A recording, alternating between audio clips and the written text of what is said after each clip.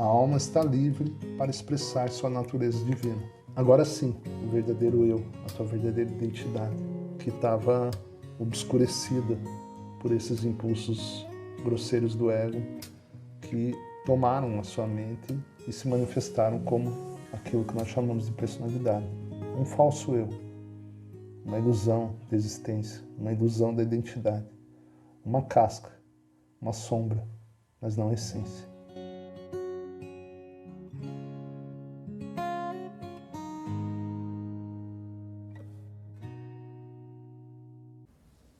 Eu fiz um slide que explica um pouco melhor essa experiência humana. Por favor, pondere. É apenas uma explanação visual. Veja lá que existem duas dimensões, a dimensão espiritual, que é o fundamento, que é a causa, e a matéria, que é o efeito, que é a manifestação. Quando o ser nasce, a alma dele está invisível lá, mas ela é o que é? Ela é eterna. Mas quando ela entra no campo terreno, na matéria, nessa experiência, o ego já existe. Ele é o assento dessa consciência. Então eu coloquei a imagem da representação do ego, os dois impulsos. Desde o nascimento, essa linha pontilhada é a história dessa manifestação do ego. Parte ego, parte consciência, né? Porque o ego vai se manifestar através da personalidade. E a consciência já tem toda a sabedoria, já tem a natureza perfeita. Ela só precisa transcender esses impulsos para ser reconhecida nesse âmbito. Ao longo da caminhada, o ego vai fazendo o papel dele. Veja que no ponto da morte é o fim do ego. O ego é a condição terrena somente. Ele só existe na condição terrena.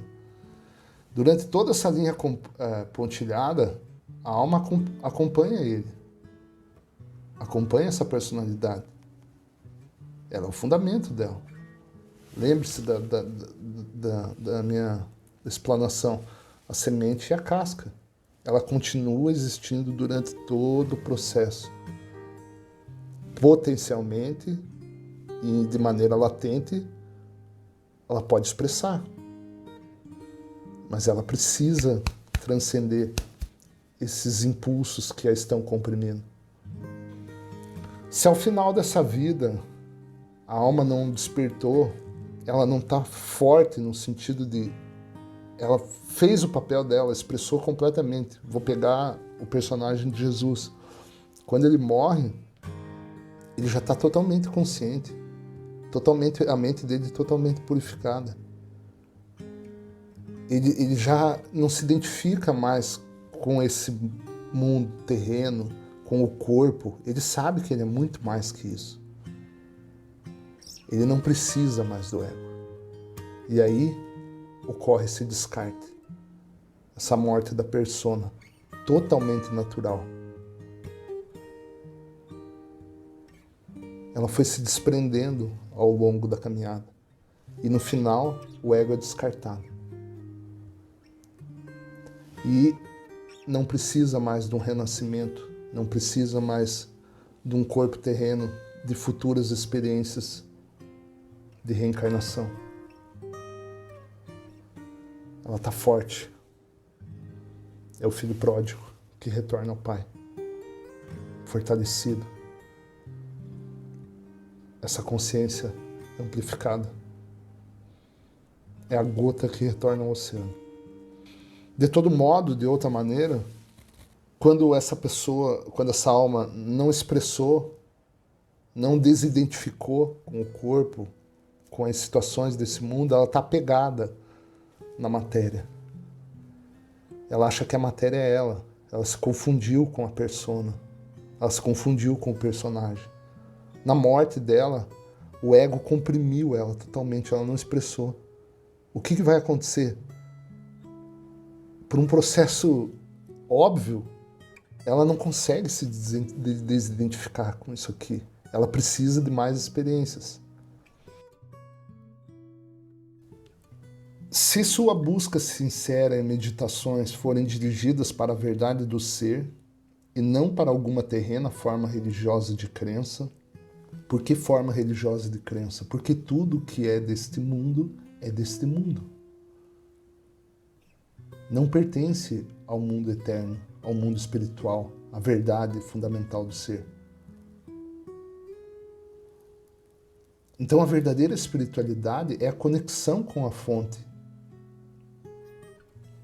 e não uma crença religiosa. A religião é desse mundo. Os ornamentais, os adereços são desse mundo.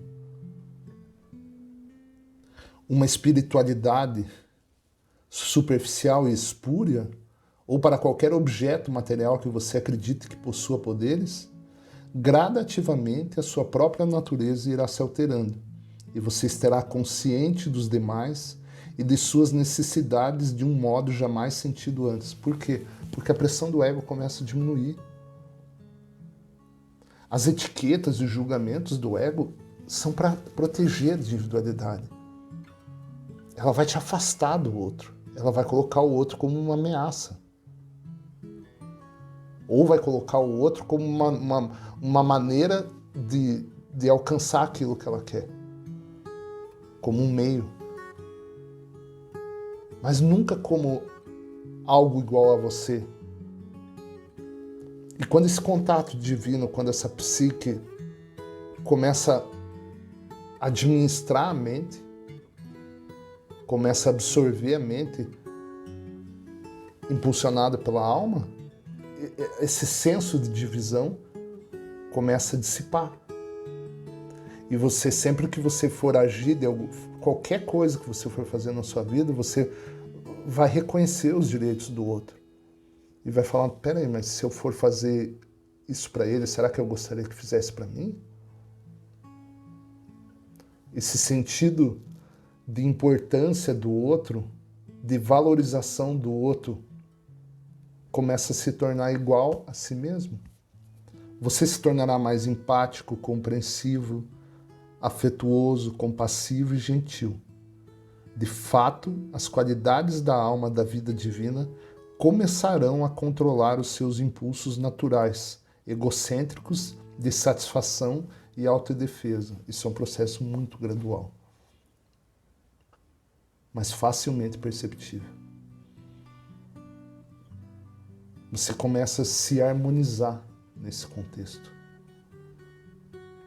e a compreender o que impulsiona as outras pessoas a agir de determinada maneira. No início você vai até julgar, porque a tua compreensão é muito parcial. E o teu ego pega essa informação para ele e julga.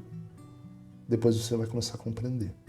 Quero avisá-lo de que você entrou agora em um tempo novo e difícil. Em uma época de conflito entre o impulso egocêntrico que insiste habitualmente em satisfazer seus desejos, mesmo à custa dos outros, e a psique-alma que começa a compreender que o amor é a lei e que o direito dos outros precisam equilibrar-se com direitos do eu, o ego.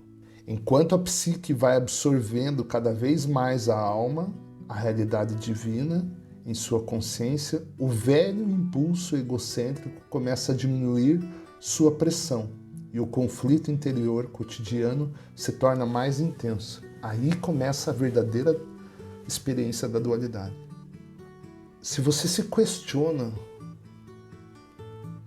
desses pensamentos e sentimentos, isso é um fantástico sinal. Quer dizer que você não está possuído por esses impulsos grosseiros em sua totalidade.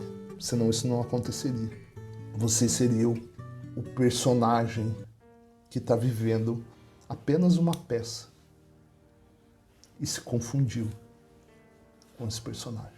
A psique-alma, agora trabalhando através da mente e do coração, descobre que está avaliando as necessidades dos outros, em oposição à validade de suas próprias necessidades. e sente-se oprimida e cansada da luta interna sem fim do autoquestionamento e autojulgamento.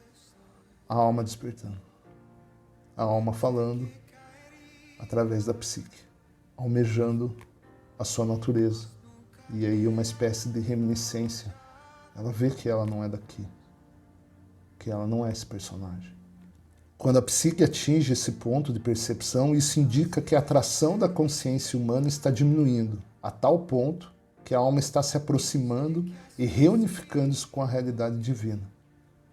A alma reconhece, por meio da psique, que ela ama o amor divino, que é a realidade divina, mais do que a qualquer coisa terrena, e que ela anseia por estar plenamente unida com a sua fonte do ser. Tem um vídeo meu que fala sobre o poder criativo, as características dele, ou seja, a característica da tua natureza, do teu ser. É interessante você ir lá dar uma olhada, assistir, compreender ainda melhor. Se compreender. A psique acaba por renunciar aos impulsos da consciência egocêntrica em favor da realidade divina e por suplicar que seja capaz de renunciar ao ego através da morte de sua personalidade.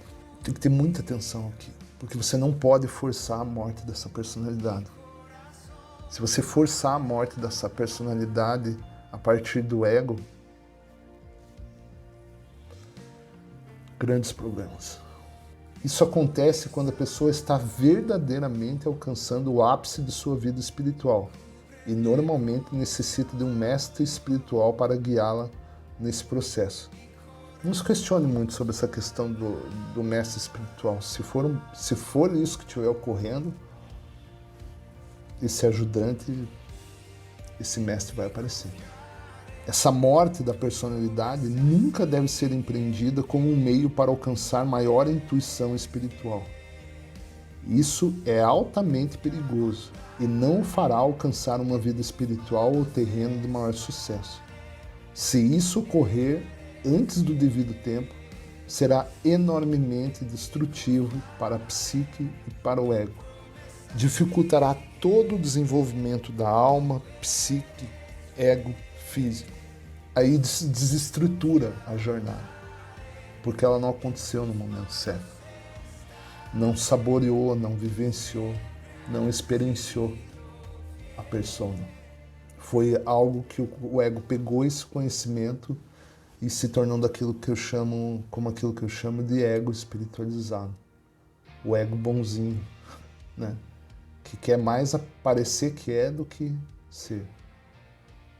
Lembre-se, ser e tornar-se não podem andar juntos. Ninguém deveria manter tal pensamento com a finalidade de estar mais avançado na percepção espiritual e na verdade.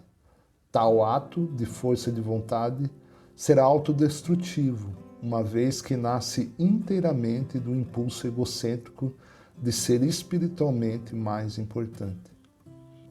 Quando essa experiência do domínio do ego se dá no momento apropriado, de maneira correta, a alma, por meio da psique, está em grande parte livre. Essa é a verdadeira liberdade. A liberdade da verdadeira expressão. Não a expressão da tua persona. Porque quando a tua persona vai expressar, não é o teu ser expressando. Não é a tua essência. Não é a semente. Está em grande parte livre para comunicar-se diretamente com a realidade divina, uma vez que a contínua conversação da consciência egocêntrica silenciou, aí sim, num novo nível. Essa dualidade começa a deixar de existir, porque os impulsos do ego vão cedendo, vão se dissipando. A entidade não se reconhece mais naqueles impulsos. Ela apenas observa. Quando vem esse sentimento ou pensamento, ela já sabe que não é. E aí observa. Ela vem, esses impulsos vêm, atingem um nível de força e aí eles caem. São impulsos. A atração exercida pela Terra não é mais soberana. As ambições autocentradas se enfraquecem os desejos por posses pessoais se dissolvem, a paz reina na mente. Um processo natural. Por que ela vê que essas coisas, essa busca desenfreada por mais, não resolve? Porque ela começa a se sentir íntegra, em paz, em alegria. E essas buscas externas querem o fundamento delas, a busca por si só quer o quê? Ela quer tudo isso que já é tudo por direito espiritual. Essa satisfação já é tua. Apenas ela está encoberta. É um diamante que já é diamante, mas ele está cheio de pó em cima. E você acha que é uma pedra. Tire o pó dessa pedra e você vai ver a luz do diamante. A luz do diamante é você. Sou eu, somos todos nós. Ele fez isso.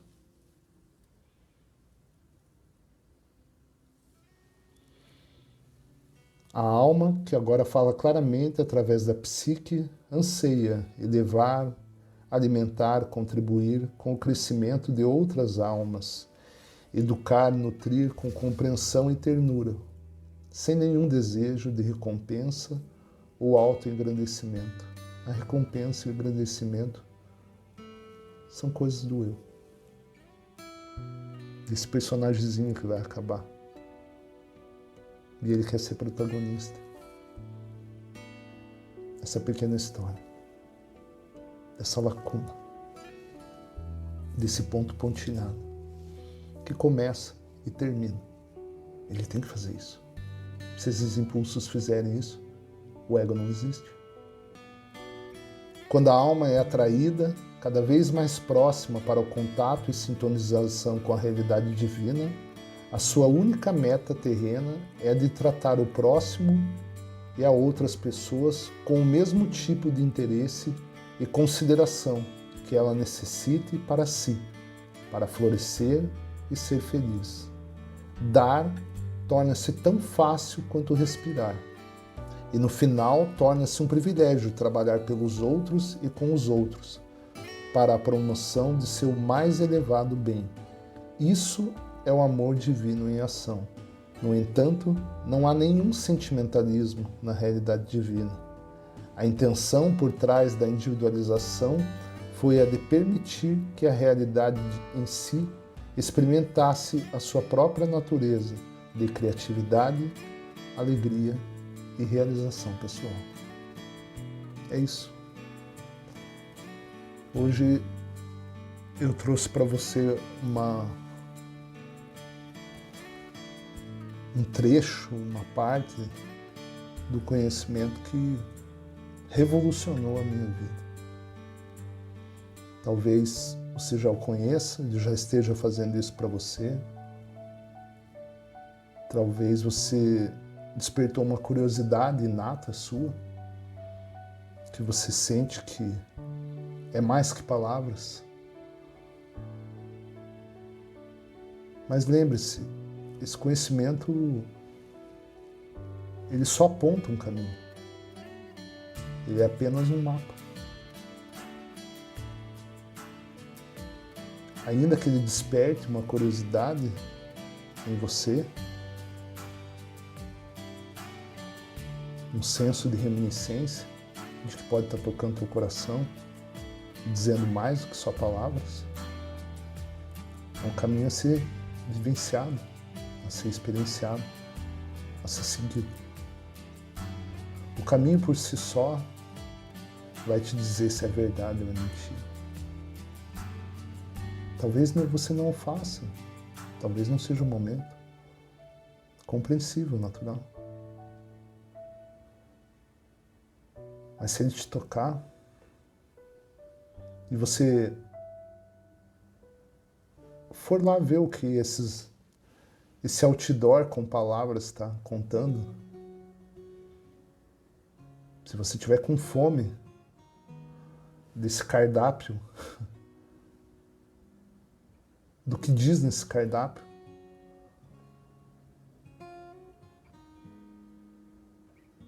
então siga. Vivencie, pratique, viva.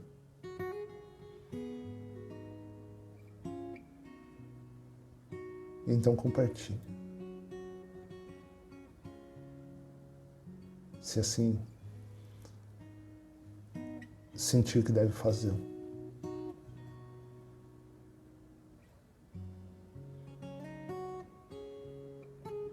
Eu me coloco nessa condição de compartilhar porque eu não estou lendo. Não é algo intelectual. É algo que é real. Que eu peguei esse mapa e fui caminhar, fui ver onde é que ele me levava. E ele virou de ponta cabeça a minha vida. Assim como ele deve estar fazendo por você e pode fazer.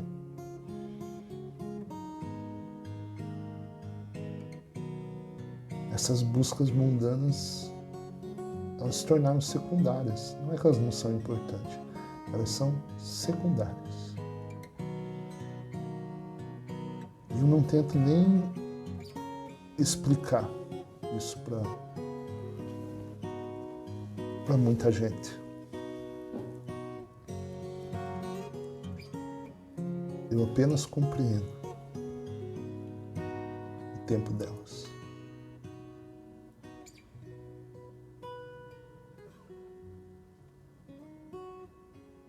Porque uma mente possuída pelo ego não é capaz de compreender a realidade da tua alma. Não faz sentido para ela. O ego é desse mundo. As leis e regras dele são desse mundo. Mas você não é desse mundo. Você tem uma função, um propósito de iluminar esse mundo, de expressar esse mundo. Mas quando isso ocorrer, com qualquer um de nós, não será mais nós. Será Ele, aquilo que você chama de Deus. Onipresente, onisciente, onipotente. Acima, ao redor e dentro